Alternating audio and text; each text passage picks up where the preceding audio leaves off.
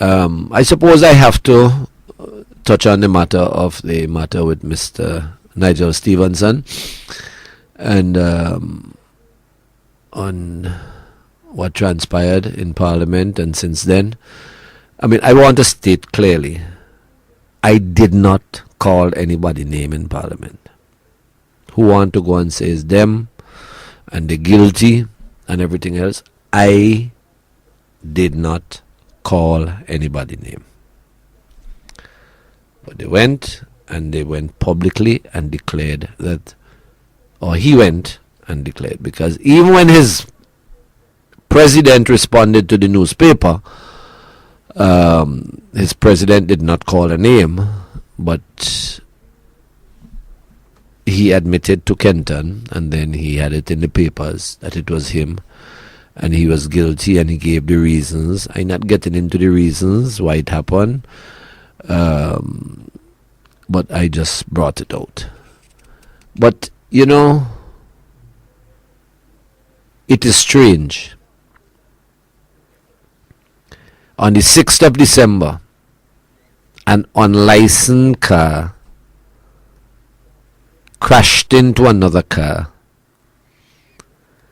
and created havoc in an NDP meeting in Clare Valley, which resulted in the death of Edgar Cruikshank. And Nigel Stephenson was one of the loudest voices.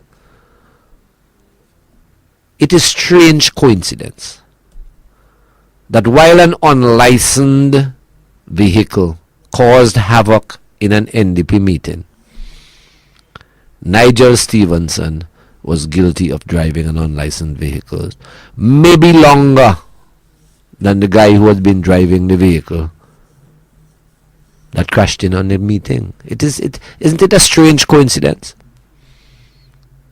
And you know, I try to reflect on these things, because the boy got so much licks from them, and they claim it's me that sent them. Well, there's one particular individual who I have evidence. I have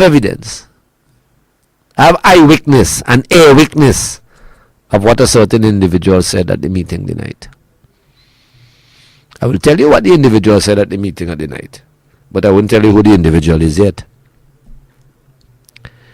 Yeah, he just come from Julian Francis, and Julian Francis sent him down here to mash up the meeting. And that fellow was driving an unlicensed vehicle. And Julian Francis is supposed to have sent him down there to mash up the NDP meeting. But the man who was talking just before his president, because his president was talking at the time of the accident, I was listening to them. I was in Heritage Square sitting down by Fitzy, listening to them on my phone. The man who was talking before was Mr. Nigel Stephenson. And he ended up now admitting that he drove. So the devil of the man who came in and mashed up the meeting, I wonder if there's any comparison. And how we are going to reduce and stop people from taking a hard turn on him like they took on Raphael.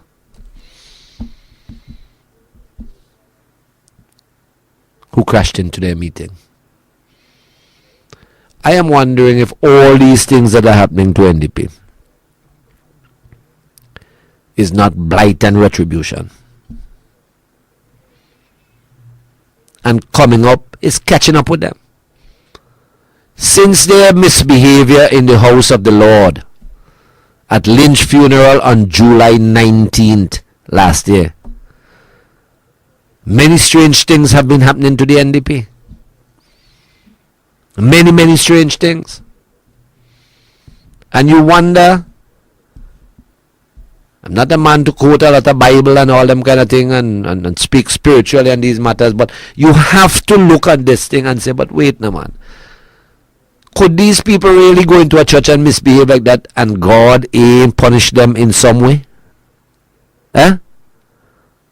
There must be some kind of punishment. So all this must be part of retribution. I mean, look at the march that they had immediately following that lynch thing. They campaign up and down this country with Ring the Bell campaign, and they're having thousands of people to come in town and show the corruption.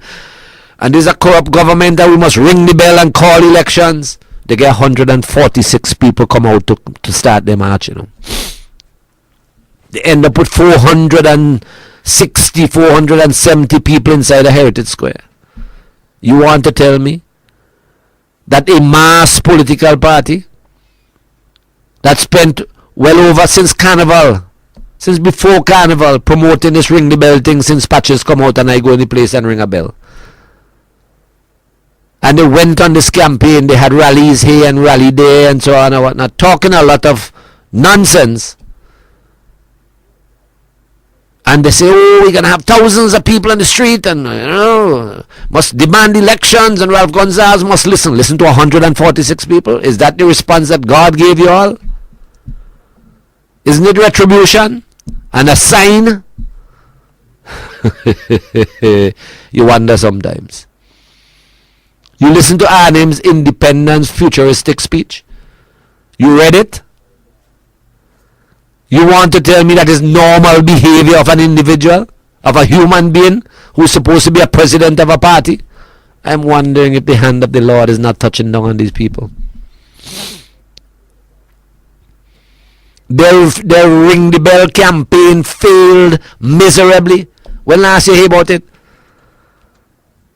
Other than to get angry that they have to wait another year again for elections. Another year they've been waiting. 2010, 2011, 2012, 2013, 2014. Boy, that right real hard for them fellas in truth, you know. Really, really hard for them fellas. Now 2015.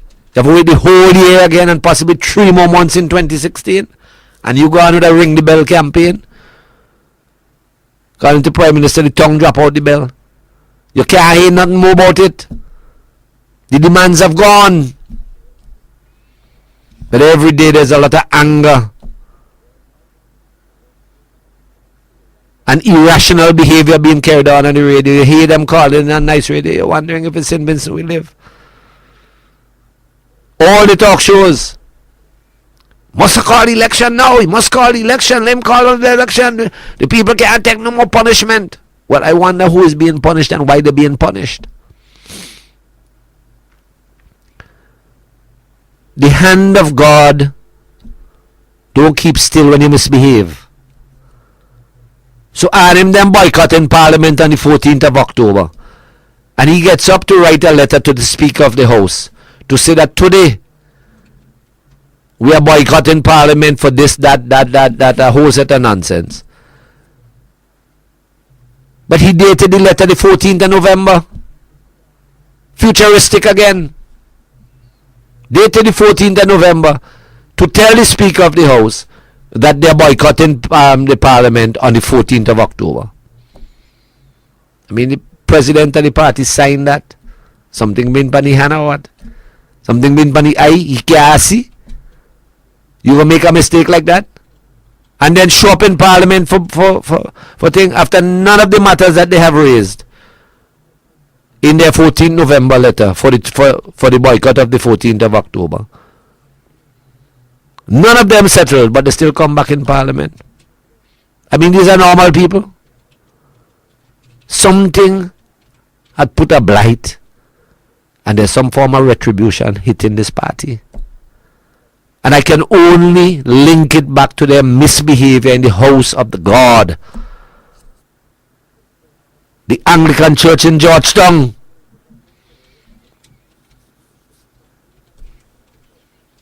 And now the Clare Valley accident on the 6th of September, 6th of December. It's really regrettable that lives had to be lost and people had to be damaged. But isn't this, what is this? Something is happening to the NDP because of their behavior. And now, nature with the license. I really threw this out for you all for consideration, you know. I ain't just being political in it. I am serious about what I'm talking about. Something got to be on these people. And the way things going, a lot more will come to them. Because God don't sit down and God don't keep his hands still when people misbehave, especially you go in the house of the Lord. I see the Anglican church up at Sion Hill suffered some fire damage. I don't know if that was deliberate or accidental. Could have been a candle, it could have been something. I mean, candles are normally left on altars and so on and whatnot, but I'm not linking that in any way, but I'm just throwing it in that there's been damage to a church. They want to ring the bell and to call elections and demand elections because of the high level of corruption in St. Vincent and the Grenadines. Well, Transparency International just bring out the report. I wonder what they're going to say next. I wonder what they're going to ring the bell for. Corruption? We are 29 out of the 175 nations in the world. And you're calling us corrupt? We're the third least corrupt country in the Caribbean. Third least. Barbados, can't remember the one, number 2. And St. Vincent, number 3. What next you going to come with? So that's what I was saying. That, the NDP got to try something else. They got to come again. Because what they're trying, I mean, I listen to them trying to build a campaign.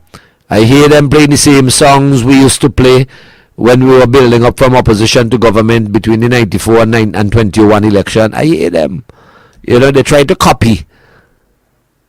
Because we ran the corruption thing successfully against the NDP. So they want to try a copycat campaign, but you have to have the facts.